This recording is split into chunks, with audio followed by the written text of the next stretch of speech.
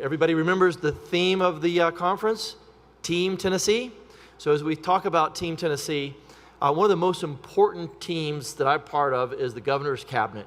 The Governor's Cabinet is a whole series of other commissioners. I guess there's 23 of us in total that have to work extremely closely together. And I've been told by other states that that's what the situation we have in the state of Tennessee is unique. In most states, departments really don't talk that much. They don't communicate that much. I've heard that from my peers in other states. But I can tell you, in our state, with our commissioners, we not only work together, but we actually like each other. We like to hang out with each other. It's a really great organization to be a part of, a great cabinet.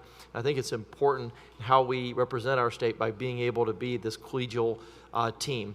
There's probably nobody on that team that I work closer with than Commissioner Shore.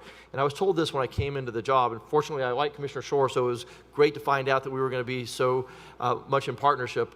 But it turns out, and I mentioned this morning for those that were here, the one thing that every single new company has in common, every new factory that is built in our state, there's a lot of variables. They're from every size and shape, making all kinds of products. But the one thing every single one of them has in common is a road leading up to it.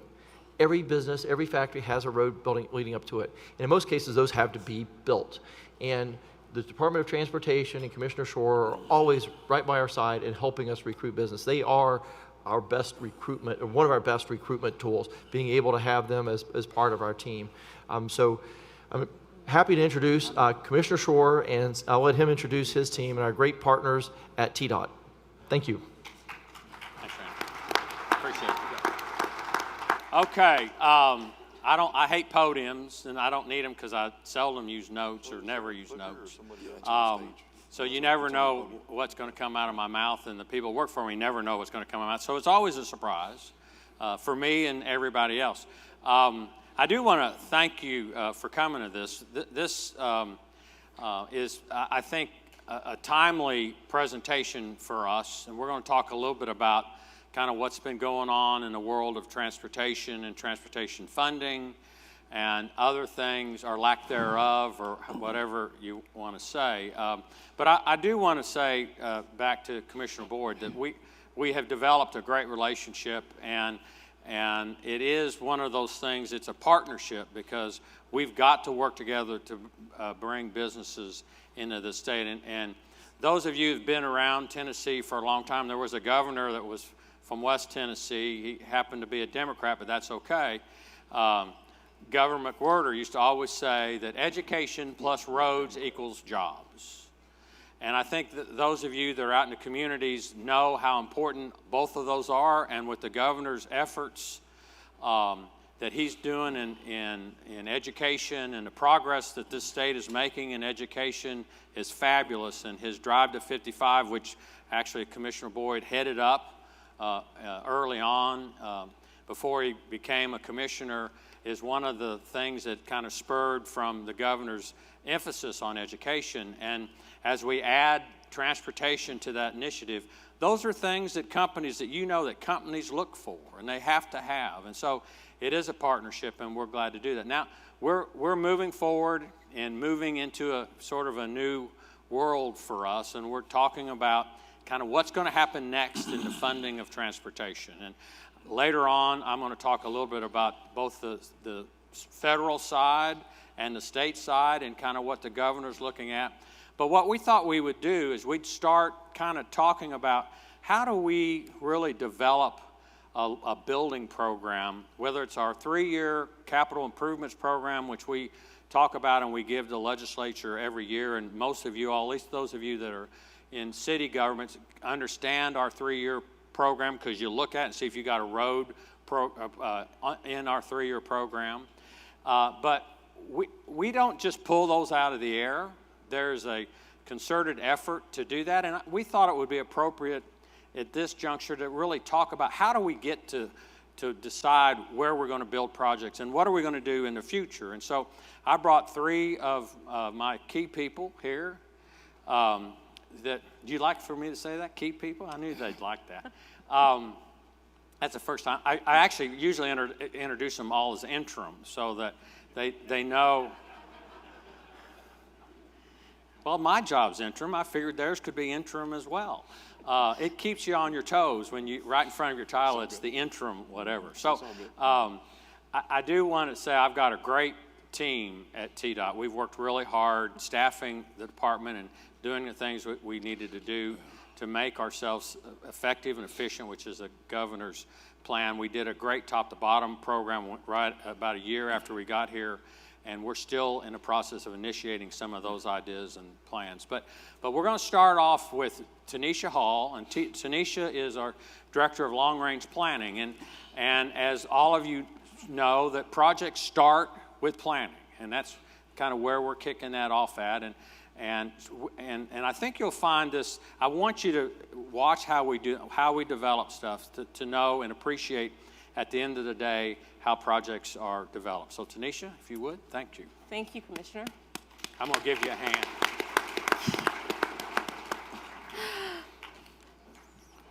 Let's see. There's a button on here that says danger. Should I click it? Good afternoon, everyone. Again, my name is Tanisha Hall. I'm the Long Range Planning Director for TDOT, and I'm here to talk to you about the unsexiness of long range planning. I say it's unsexy because we don't get to cut ribbons, we don't get to blow up bridges or anything. We get to look at plans 25 years out. So it's usually a little difficult trying to get people to engage in that whole 25-year vision, but we are really trying to make a lot of efforts to make sure that people can feel like they're a part of the process, participate in part of the process, and also try to see what can come out of their participation. So back in 2013, we started the development of our long-range transportation plan. With that plan, we gathered a lot of information, and we tried to work with different folks across the state to help us identify some of the big issues with the plan. We wanted to really engage the public in this process again, and we did so by doing by starting off with a customer survey. With that survey, we polled elected officials, we polled planning partners, we polled the general public to see what are some of the issues in transportation that you feel are critical for us to address over the next 10 to 25 years. And they responded. After we did that customer survey, we also did some regional summits. And that's where we did an 8-city tour around the state, and we talked to elected officials again and planning partners and tried to get them to weigh in on different transportation issues across the state. We then developed a series called Book a Planner, where we had planning staff to go out to different communities. We were hitting Kiwanis clubs, Rotaries, chamber meetings. The old ladies really like us. So they were in there, we were in there making the presentation, just kind of going through trade-offs. And that part was really neat because we tried to make the unsexy world of transportation planning a little bit more interesting. So we developed an interactive presentation where it was almost a transportation planning meets Jeopardy. And so we had people use those little clickers there on the screen and just kind of weigh in on some of the transportation issues that we're faced with on a daily basis. And just recently we completed the governor's tour, transportation tour, to go and talk to elected officials and folks with chambers to really try to lay out what are some of the transportation needs in the state and how can we better address those needs. Now, if you see on here, you see there's no picture of me at my kid's school or me at a dinner party talking about transportation. A lot of my friends and a lot of people, when they find out what I do, they want to talk about it there. That's not the time. And it was not recorded in all of the transportation inputs that we have. We had over 20,000 transportation inputs for what's going on with the plan and how we need to develop transportation over the next 25 years, which is great. I think it's one of the better transportation input efforts that we've had in a while. But if you know me or if you know anyone who knows me, tell them the meetings and the kids' school, that's not the place to talk about transportation planning right now. So we really wanted to take a look at, what's our vision and what are our guiding principles when we're developing the plan? Well, the commissioner actually handled the vision. He decided to take our vision down from a very long, very impressive, it looks good on a nice plaque vision, but he really wanted to boil it down to something that everyone in the department would understand and be able to recite at any time. And he made that vision to serve the public by providing the best multimodal transportation system in the nation. That's huge, the best. You talk to him anytime, he wants to be the best at everything. At everything. Very, very competitive. But one of the things we had to do when we were developing the plan is try to figure out how do we boil that down into something that we can actually attain. So we looked at our guiding principles. We developed guiding principles back in 2006 with the first long-range transportation plan for the state. And so we wanted to take a look at these guiding principles and see, are these still relevant today? Do we need to take a look at these and revisit and revise those? And we did. And so we came up with this list of guiding principles.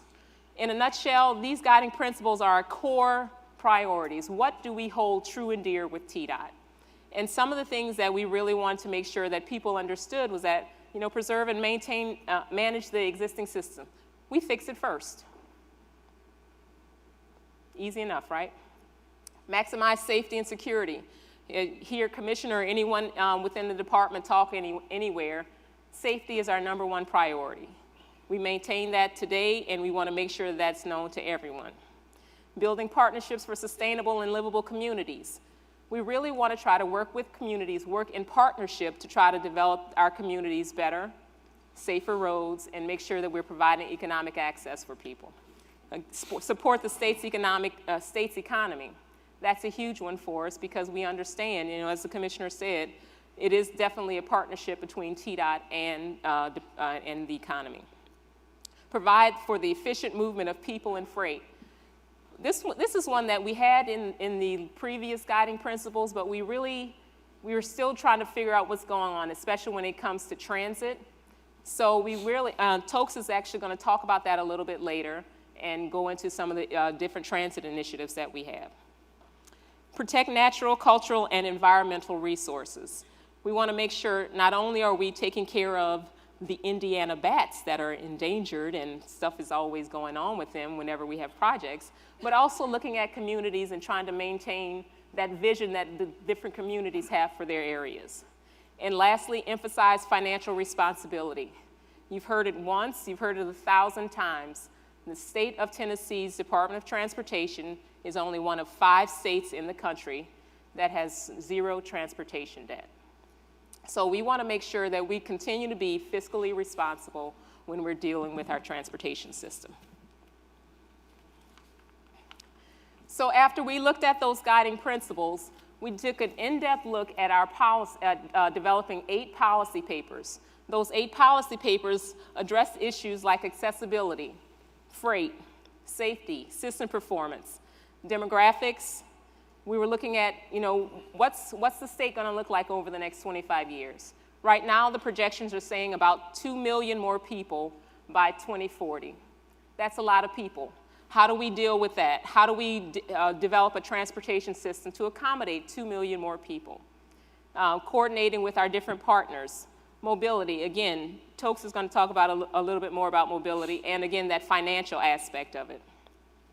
With accessibility, though, we also took a look at a really big issue that most people say, oh no, Tennessee Department of Transportation is not supposed to take a look at that, but land use. That's a big issue for us. When you develop your land, when you make decisions on how you develop your land, you're also basically making a decision on safety, you're making a decision on economic access, you're making a decision on jobs and health. All of these things are impacted when you start talking about accessibility. So with those 8 policy papers, we developed about 50 recommendations that the department had decided to take a look at, of which about 8 or 9 of those recommendations were brand new recommendations. 2 things that are pretty key for this group in particular. One of the priority initiatives that we wanted to take a look at was to move forward with the development of a comprehensive statewide access management program for the state's highway system, as well as partner with our other state agencies to explore opportunities for leveraging resources and programs that support economic development, aging, health, the disabled, and smart growth practices. So these are some of the things that we're going to be taking a look at over the next few years and trying to develop policies for us to do over the next 25 years. We also took, after we developed those policy papers, we looked at different plan objectives. We boiled it down to 3 key areas: efficiency, effectiveness, and economic competitiveness. These are 3 emphasis areas that you will be hearing from us a lot more whenever we're talking about it. A lot of times when we start talking about transportation things, we use our big highfalutin transportation terms, but in a nutshell, we're just talking about efficiency, effectiveness, and economic competitiveness. So those are some key things that we're taking a look at. Once we've finished that part, we want to move on to our 10-year strategic investment plan. And with that plan, it's basically telling us how much funding are we anticipating over the next 25 years, and what can we realistically provide the public with as far as transportation investments. That piece is key, and that's the piece that we've been talking about a lot over the past few years. How do we deliver a transportation system that you can use and use effectively and efficiently and continue to grow on an economic level with the funding situation that we currently have? So we're looking at that. Again, it's a fiscally constrained transportation, strategic transportation plan, but we want to make sure that everyone else can get a chance to weigh in and move forward. So with this transportation investments, this is just a sneak peek. Paul Deggs is actually going to talk a little bit about this. We broke everything down into where we want to make our investments, different program areas, and there are 8 program areas. And those 8 program areas could then lead to our 3-year work program. So with that, I'm going to turn it over to Tog Samashakin. He's going to give you a little more information about transportation. My name's transit. Togs, but, You're not Tog. and that, Oh, you don't need this either. well, give it to Togs.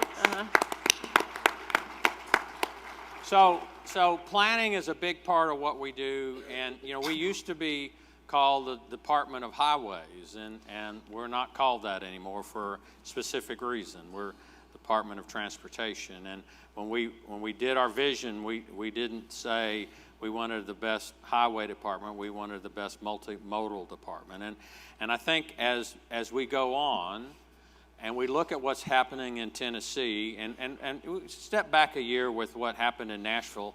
Those of you might have read about that. So there was a big plan to try to do bus rapid transit called the AMP. Now, it wasn't successful, and we're not going to weigh in why it wasn't successful, but a transit system that's efficient in Nashville is essential for us to maintain the growth that we are experiencing, especially what we're going to have in the next 15 to 25 years. And it's not just Nashville, it's Memphis and Chattanooga and Knoxville. And then we also provide transit in all 95 other counties. Now that's more rural transit, but as we develop businesses and as businesses move to some more of the urban markets, we're going to have to look at how we get, not just as Randy said, our products to and from the businesses, but we're going to have to get people to and from the businesses. As an example, today in Williamson County, there are just as many people coming into Nashville on a daily basis as there is going out of Nashville into Franklin. So it's 50-50. And so that transit part is growing, and we're at a point where it's going to be hard for us to keep, and probably not the right thing to do, to keep expanding roads to handle people. The other thing is the change, and I hope I'm not getting your speech, but No, sir. I just love microphones. I could talk forever. There's a change in the demographics too, and we've got young people. You are giving my speech. Oh, well, hush, real quick. But I'm going to end up with a little quick story. So the millennials are changing how we look at things, and I said this, and I'll say it to all of you who have millennial children, so that we as parents have spent so much time. We've worked really, really hard to get our children not to drink and drive. And they're really doing a good job. Most of them now are moving down into urban locations. Why? So that they can drink and they don't have to drive. And so they gave up driving and not drinking. And so we have to comply with some of their wants and wishes. So with that, Tokes, you get to stand up. This is Tokes Omashawkin. Tokes is Deputy Commissioner in charge of Environment and Planning. He came to us from Carl Dean's administration and is our transit guru, I guess. I don't know about that. Where's Liza? I saw Liza earlier on. Liza here There somewhere. she is in the back. Yeah, she's in the back. She's our transit guru. I always get excited when Commissioner Schroer starts to talk globally about transportation needs and not just Paul Deggs' world, which he's going to talk about in a second. But Wow. good afternoon. I'm Tokes Omashawkin, like Commissioner said, Chief of Environment and Planning at TDOT. I think Tanisha just did a very good job of giving a broad view picture of how we got to where we are right now as far as our transportation planning process goes, as it relates to getting closer and closer to putting a three-year plan out. And one of the specific areas that, and I don't know how to go back specifically I think you here. just point it that way. Yeah, one of the parts that I think is really critical that the Commissioner just talked about is that very last corner there, which is multimodal connectivity. And it's an area that we really need to try to enhance within the state. We're strong in a lot of these areas. Paul and some of his predecessors, Commissioner's predecessors, have done a really, really good job in a lot of these category areas that you see. But one of the parts that we've sort of been limping along over the years has been the multimodal component, and transit is a big part of addressing the multimodal issues we have as a state. So what's the economic impact that transit can have on a city, on a state, on a community at large? It varies. It varies quite a bit. And these are just a few quick examples of the economic impact once you make that investment in transit. Here's what potentially can happen. My favorite one to talk about is the one you see at the top there, and that's Cleveland. They developed a BRT project on the Euclid Avenue corridor in Cleveland. Some of you may be familiar with this. They invested $200 million in this project in Cleveland, Ohio, and the return on that investment has been roughly $5.8 billion. Would it be $5.8 billion by investing $200 million? So for every dollar they spent, there was $114 return on every dollar they spent. And again, the success of this varies. This was the similar kind of project that the Commissioner mentioned early on that they wanted to try here in Nashville that didn't happen, that failed. But several other cities have had a lot of success with this. And the state government invested in these transit projects as well. Whenever these projects happen, one of the key things is that it's not just one sole source of investment that helps make these things happen. The federal government, FTA, state government, local government, the private sector, they're all involved in making these things happen. So transit definitely has, and this is the broad picture economic impact. There are some economic impacts, obviously, at the lower level of the personal individual who uses transit that will also benefit from this economically. So the growth's been mentioned already. You've probably heard these numbers hundreds and hundreds of times, and it's starting to just probably not make a whole lot of sense to you, but it is true. We're forecasting more than 2 million more people in this state in 25 years, over the next 20 to 25 years. You may say, that can't happen, 2 million people, where are they going to come from? In 1990, the population of the state of Tennessee was 4.8 million people in 1990 in this state. Today, we're at 6.7 million. So almost 2 million people between 1990 and now, exactly 25 years later. So it can happen. That growth can definitely happen. And a lot of that growth, again, over 2 million people over the next 20 to 25 years, a lot of that growth is going to happen in what we call Region 3. TDOT has 4 broad planning areas or working areas. We have 4 regions, we call them. 55% of that growth is going to happen right here in what we call Region 3, within the Nashville region, if you will, is where a lot of that growth is going to happen. And another key thing is 4 counties that are under 100,000 people today, in the next 20 to 25 years are going to be over 100,000 people. So a lot of growth. How is this related to transit? When all this growth happens in these areas, we know we're not going to be able to build a highway for all this growth that's going to happen. Commissioner mentioned exactly just that. We're going to need to think of multimodal choices, multimodal options for people to be able to get about in these communities. That's going to be essential. That's going to be key to all the growth that we're going to be facing. So if you narrow down and look more closely at that growth, where some of it's going to happen, Commissioner is smiling because I'm not going to say it. Go ahead. I'm not going to crack that joke. That's me behind the wheel. That's his brother. I cut my mustache. That's not him. That's his brother. In 2010, there were 850,000 people that were 65 and over in the state of Tennessee. We're projecting in 20 to 25 years that growth, that population to have doubled. 1.8 million more seniors. Now, we know we don't want all our 80, 85-year-old parents and grandparents driving on our roadways. How do they get about? How do they get to work if they still want to work? How do they get to doctor's appointments, so forth? They're going to need transit. Transit access is going to be critical. And, by the way, the inverse of this, the millennials that the commissioner mentioned, several surveys have been done.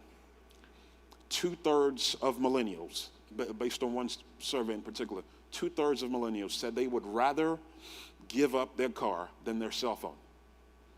They would rather say, you can have my car, I want my cell phone. 80% of them, this one is pretty interesting, 80% of them prefer multimodal choices to any other form of transportation. 80% of millennials, they want choices rather than one particular mode. And that's where they want to live. They want to live in places where they have choices to be able to get around. So this is critical. Again, another reason why transit is going to be so important. So more specifically, transit in Tennessee, between 2010 and 2013, we've seen a 10% growth in transit trips.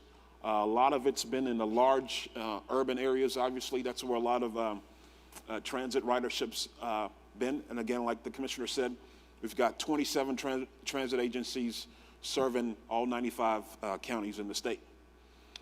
But what's our role today in transit? What does TITA actually do? This is something that I spent a lot of time with Liza on, focusing on how do we enhance, how do we get better at what we do as it relates to transit? Today, what we do is we administer the FTA's federal program. They're the oversight agency, and they're a partner with us. We partner, rather, with local governments, with operators, to provide funding for transit across the state. We are a partner in planning and projects, corridor studies, long-range plans that MPOs do across the state. We're a partner with them in developing those plans. And we lead regional transit programs like the Relax and Ride program, some of you may be familiar with, that helps people get from the outlying counties into the urban areas and back and forth. And programs like the Park and Ride program as well, that allows you to park on a particular corridor and ride the bus all the way in. So a majority, if I could boil it down, a majority of what we do today is kind of narrowed out down into these three broad areas. But where are we going? Where do we want to be as it relates to transit in the future? One key thing that we're taking on, first time this has ever been done, we're doing a transit study, a transit plan, if you will, that's a part of the long-range plan. And that plan will be completed within the next 5 months or so. By February of this year, we should be done with this transit study. And one of the things it's doing is it's identifying where we are today. What are the transit assets we have today? Where do we need to be in the future? And particularly honing in on performance measures. And performance measures are important because a lot of times we make transit investments without knowing directly how those investments are benefiting our goals as a state. Transit operators say we need support, we need state dollars to help support XYZ program because we're supportive of transit, we provide funding for it, but we don't know exactly on the back end how some of those investments we're making, how it's supporting the overall goals we have as a state. So performance measures are important. We're going to be more supportive of transit infrastructure design and policy. The commissioner this year, 2 months ago, signed a multimodal, what do we call it? Multimodal policy? You're the one that made me sign it. Multimodal access policy. I made you sign it? It's the other way around. I do stuff you tell me to do. A multimodal access policy is what it's called. Some states call it a complete streets policy. We call it a multimodal access policy. Thank you, Tanisha. And what that policy says is when we're planning, when we're designing a roadway, that we're going to be thoughtful, we're going to be inclusive of things like transit. For example, you see on the picture here where there's an HOV lane and buses are using the HOV lane, things like that. As we're planning and designing corridors in the future, we're going to be thoughtful of things like transit, walking, biking access, and so forth. And finally, regional connectivity is where we really see our job as being the most critical. The state DOT should not necessarily be involved in bus trips and bus service of how you get to, how do you get from school to home and so forth. It's more about how do you connect, broad regions across the state. So that's where we really see our role becoming more enhanced in the years to come. So multimodal investments are going to be a critical part of how we move forward as a state. If we're going to be successful at maintaining the growth that we have economically, addressing the population growth that we're going to have, we're going to need to make sure that we make strong investments in the transit arena as well. So with that, I'm going to hand it back over to the Commissioner. He's going to introduce Mr. Deggs. Thank you.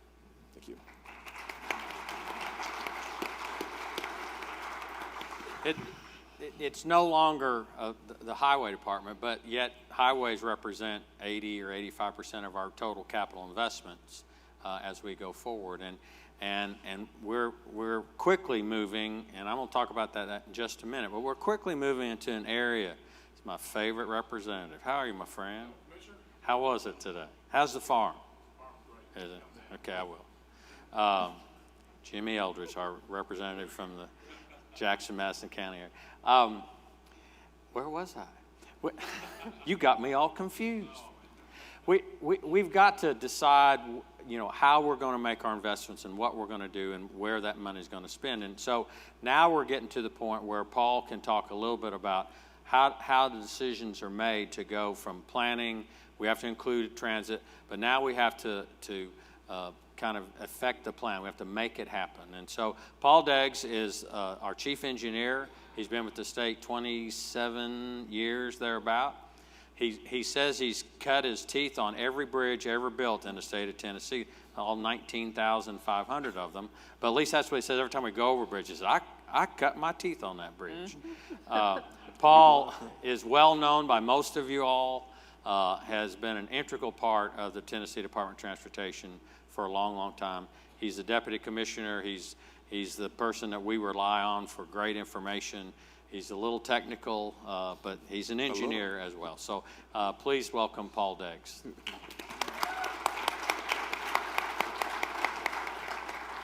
Thanks, Commissioner. And again, I see a lot of friends in here today. It's great seeing everybody. And if I hadn't had a chance to say hey, hey. Hey. So I want to talk a little bit about how we get from the planning side into the project side. And Tanisha said that planning isn't sexy, but I've got a bulldozer and a dump truck.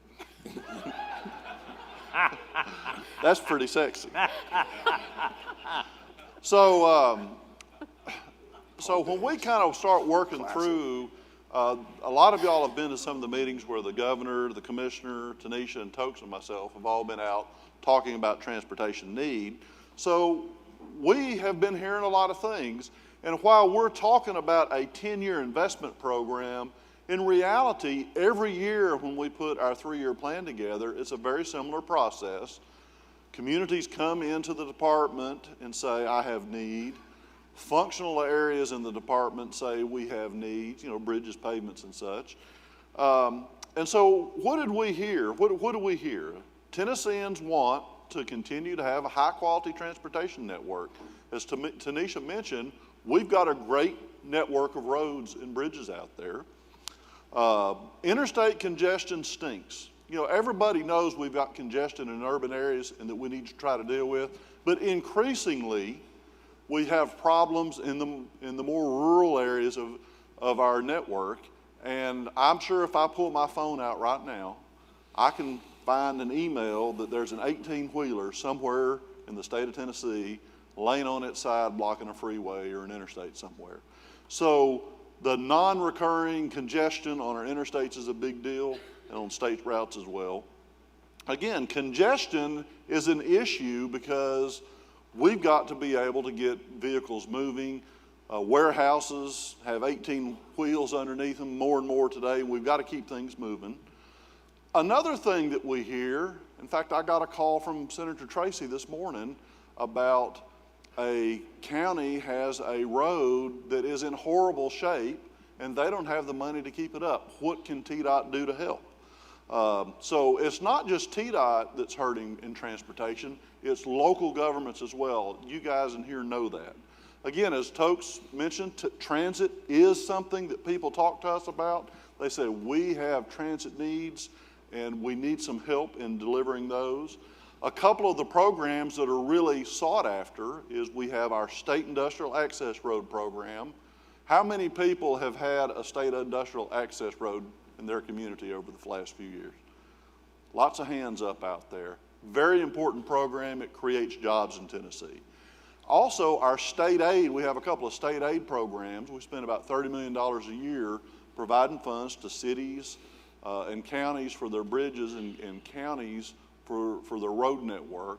We also spread a little bit of the federal love to cities in Tennessee to give them some decision making on roads. But we also hear about balance. We've got to balance our investment across the state. So that is a critical component. So the development of this 10-year strategic plan that is the output of our long-range planning process has identified the number one issue is maintain our current investment. People tell us, I saw somebody over here, when Tanisha mentioned that, I saw somebody over here clap a little bit over here because maintaining that investment is really key to the quality of life, to your ability to get to and from places. Nationally, the average repair cost for an automobile due to bad roads is $518 a year. Some researchers done some big calculation. In Tennessee, it's like $188. So, and that's all roads, not just state highways. Our current investment in the state highway system, about $26 billion. That's a lot to take care of. The commissioner is real fond of saying, why would you build a built-in swimming pool in your backyard if your roof's leaking? Take care of that roof first. We've got to take care of our network. Another big change that we've also seen is operations. Back in the day, it was pave it black and don't look back.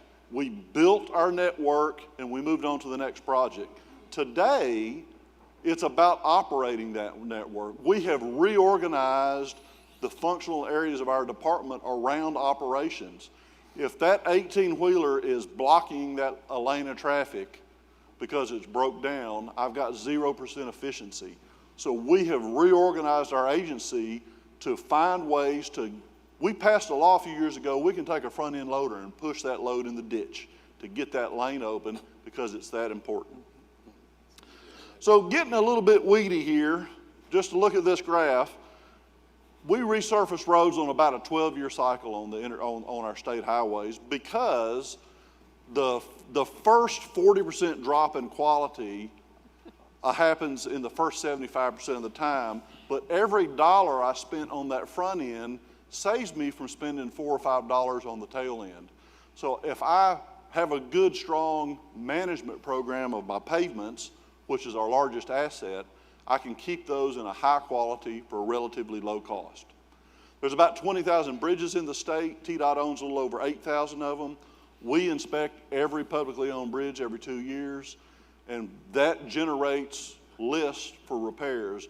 In the last 30 years, we've replaced about 4,000 bridges on the state highway system, but we've also helped replace about 4,000 bridges on the local road system. So 8,000 bridges in around 30 years. We've put a lot into that. We're kind of the big brother to local governments. how many local governments in here have done a BRZ or a state aid bridge? See lots of hands go up. It's a very, very good program for us. So then we get into the more discretionary. Well, what are some of the bigger needs? We heard that modernize our interstate network. A lot of our interstates, there are 2 lanes in each direction. The interchanges dump you right into traffic. They don't have acceleration and deceleration lanes. We need to make improvements in urban and rural areas. As I said earlier, the interstates are really the key backbone of the state transportation network. That's where industry, when they come to Tennessee, they want to be within about 10, 15 miles of the interstate. They want to be able to get out there and get their product. We're a day's drive from around 2/3 of the population of the country. The second area, you talk the interstates is the backbone. The ribs of Tennessee are our primary state highway network. We call it the National Highway System. These are State Route 109 in Middle Tennessee, Alcoa Highway, Lamar Avenue, US 412. They're just the big primary highways are these ribs, and we've got to be able to put some meat on these bones, but the ribs are critical. Getting your goods in and out of the state ties into the primary highways and to the interstate program. So when you start getting off those primary roads, it's critical to provide access into communities. Road accessibility is really the number one thing that provides us an edge over emerging markets around the world. Agricultural and forestry products really need to have good, high-quality roads to get that product out. You can grow a soybean about anywhere on earth. It's getting that soybean to market is a critical issue, and making investments in our rural highways does that. And again, highways, they reduce the transportation cost, but they also allow people to get to and from where they need to go at a much safer, on a safer trip. In the more urban areas, if you're at the edge of a community, and I've got a 2-lane road, when TDOT comes in there working with the cities and we do a complete street, maybe a 5-lane cross section with sidewalks, bike lanes, and maybe even some landscaping through there, working with the community. Private sector comes to the table and invests in those communities. That's one of the key things that transportation does, is facilitate private sector investment in communities. That creates jobs, it creates wealth in our economy, and it's a very strong investment that we can make. Safety, we do safety every day. We've got programs for safety, but there's a few heavy lifts out there. There's a few places to where if it was easy to fix, we'd have fixed it 20 years ago, but coming up with big, expensive solutions is difficult to do. So some of these big safety lifts are areas that we need to make investments. And there's a couple of places in the state where we have some horrific crashes that it's just only right for us to jump in there as quick as we can. Another big issue, I talked about operations a little while ago. We've got to find smart ways to improve roads. Tokes or somebody showed me a picture the other day of a 50-lane wide road. Was it in China? Well, somebody showed it to me, but it was 50 lanes wide. It was crazy. Building a 50-lane road just doesn't make sense. We've got to be able to do smart investments. I think America is about creating the new wheel, so to speak, by doing smart things, making smart investments in technology, whether it is our message signs giving motorists information, using incident management and the cameras to help direct people. You're going to see drones doing something on the roads here before long. We don't know exactly what it's going to be, but we're going to find ways to make roads smarter. We're going to be able to get more efficiency out of them. And as Tokes mentioned, we've got to maximize the throughput of people. Transit is a tool to do that. There are other ways. Bicycles are becoming a bigger form of transportation. I'm not talking about exercise trails, but there are other modes of transportation coming out there. Driverless cars, weird taxis out there that carry what jitneys they use over in jeepneys in the Philippines. We don't know what's going to be out there, but there are other solutions than to the single-family car. So as we go through that, we've got these 8 high-level areas that allow us to kind of start hone down on what projects we select. And it's a function of time and dollars. How much dollars do I have to deliver a projects with, and over what time frame do we have? And when we start looking, again, it goes about balance. You know, West Tennessee doesn't just mean Memphis. East Tennessee doesn't stop in Knoxville, and Nashville can't have everything. We've got to balance investment across the state. But the issue that the commissioner faces every year is a little bit, you know, Nashville wants something, Knoxville wants something, Memphis, you know, you start going through, everybody wants a road. And so it's very difficult, even when we're balancing those investments, to be able to get to everything on the list. Like I said, every community in the state has a transportation need. The issue that we're going to be going through in the next year or two is to be able to say, how much can we get for what we're willing to pay? And that's the key issue that we're trying to get out there and to have some communication and dialogue is, what do we really want to do in Tennessee within the confines of how much we're willing to pay?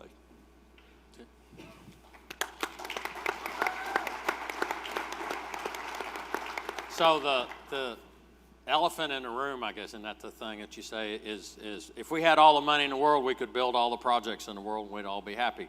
Unfortunately, that's not where we are. And the governor and I and some of our folks went on a 15-city tour to talk about the needs across the state of Tennessee. And you know, it's really important. And I think all of you have seen a program. We've got a $6.1 billion backlog, and those are projects that we've done some work on. There's a significant amount of other projects that we haven't even started on. And what we call starting is where we start spending some money. When Tanisha starts doing planning on a project, it's started. That's what we're going to do. I say the project's been fertilized. We haven't started any projects in the last 2 years. We won't start any projects this year. And so, and why would we? I've got a $6.1 billion backlog, and I got about $450 million a year to address that backlog. You do the math, it's 15, 16 years before I can start construction on a new project. The reason being is our revenues are not increasing. They're staying a little bit flat. Our cost of construction has basically tripled since the last time we did anything with revenue, which was in 1989. We also, as you all know, every one of you are driving a vehicle today that gets much better gas mileage than it did in 1989. Well, a lot of you weren't driving in 1989, but even so, if you did, but it's going to get even better. The CAFE standards requirement, federal government, is that by the year 2025, that the fleet of new vehicles average 54.5 miles per gallon. We're going in that direction, and that's a good thing. That's where we ought to be. But in order for us to maintain what we're doing and to provide more investments in the state of Tennessee, there's got to be some additional dollars passed. Now, the federal government is at a standstill. We can't even find a leader in the House, much less get a funding bill. But, you know, no matter what happens in the federal government, we're not going to get any additional dollars. If they pass a long-term bill, which everybody says we need a long-term bill, that revenue projection is flat. That means we're not getting any additional dollars. We just would be getting the dollars we're already getting, but maybe more guaranteed. The onus is going to be put back on the states. We're one of only 5 states, as Tanisha said, that doesn't have debts. We're the third. Every state but 3 has done something with their financing of roads and transportation since we had. In other words, we're the third last to do that. We're addressing it. The governor's addressing it. We hope in the next 2 to 3 weeks we'll roll out an investment strategy, a road program that can talk about the needs across the state of Tennessee, and we can address those in a local effort. But it can't be done without addressing how we're going to pay for them. That's the big question in the room. There's a lot of concerns. There's a lot of naysayers out there already. But the question is, do we have needs? How many of you all have needs in your community in transportation? I know everybody has to raise their hand. Everybody's got a need. And if you've got a need, you've got to pay for it. And so we don't borrow money. It's not how we get things done, so there has to be revenue. About 55% of our revenue comes from the federal government. There are states now with improvements in how they fund their transportation from the statewide side are down to 30%. Even less than 30% of their money is coming from the federal side, less dependent on the federal government. I guarantee you everybody in this room wants to be less dependent on the federal government in all parts of their life, but especially in how we fund transportation. It is a Tennessee issue. It is a Tennessee problem. And it's how we create prosperity across our state. Prosperity to me means jobs. My guess is it means jobs to you as well. We can't continue the growth that we're doing in economic development, the work that the Department of Economic and Community Development is doing without having money to help fund transportation. That creates jobs, which creates prosperity across the state. It is a conversation we're going to have, we're going to continue to have, and it's not a question of, are we going to do it? That's not the question. The question is, when are we going to do it? And if we're going to do it, my thought is, let's get on with it. Let's don't wait. Let's don't let the states surrounding us beat us to the punch. Don't let them already have programs in place so they can convince businesses to come to their state and their communities while we're still trying to figure out how to pay for things. We have got to stay ahead. We have the third best highways in the nation. Isn't that amazing? We do that without any transportation debt. And the interesting thing on top of that, we also spend the third least per capita than any state in the nation. So we have the third best roads and are spending the third least per capita. You know, that's just not sustainable. But we're doing a great job. We are effective. We are efficient. We have to work on our economic development side. And in order to do that, we have to build more roads, have more transportation to our businesses. And that's what the governor's talking about. You're going to hear more about that. I'm sure the governor will mention it tomorrow in his speech. I think he probably will, unless he gets distracted. But it's on his mind. We've got to do it. And we're going to finish with a video, and then we're going to open up for questions. So with that, you got a video to play somewhere? If not, I can give a song and dance. What makes a community prosperous? Good schools, hospitals, nice neighborhoods, and high-quality roads. Roads also deliver the stuff that keep you and your family well and happy. But we often take the construction of those roads for granted. Governor Bill Haslam and Dept Commissioner John Schroer recently traveled the state discussing transportation in Tennessee. The takeaway? The cost to build our roads has roughly tripled in the last 20 years. And drivers like you want the state to continue to provide a high-quality network that is safe, reliable, and helps attract businesses. Our challenge now is how we address critical transportation needs as cars and trucks are getting better and better gas mileage, and the cost of building and maintaining our roads and bridges continues to increase. Throughout history, some of our country's greatest visionaries recognized that investing in transportation was the right thing to do. In 1956, when America needed to boost its national defense and facilitate economic growth, President Dwight Eisenhower and Congress built the Interstate highway system. A modern highway system is essential to meet the needs of our growing population, our expanding economy, and our national security. In 1982, President Ronald Reagan said, America can't afford throwaway roads or disposable transit systems. The bridges and highways we fail to repair today will have to be rebuilt tomorrow, at many times the cost. Tennessee faced similar challenges in the 1980s. Then Governor Lamar Alexander proposed a massive program known as TDOT's Better Roads Program, which helped make roads like State Route 840 a reality. Nearly 30 years later, history is repeating itself. We currently have a $6 billion backlog of transportation projects. I think it's time for us to have an adult conversation in Tennessee about how are we going to address that so that when it comes time to pass on our infrastructure system to the next generation, we can do what our parents and grandparents did for us. Give us a road system that is free of debt and of the highest quality in the nation. I think we can do that in Tennessee.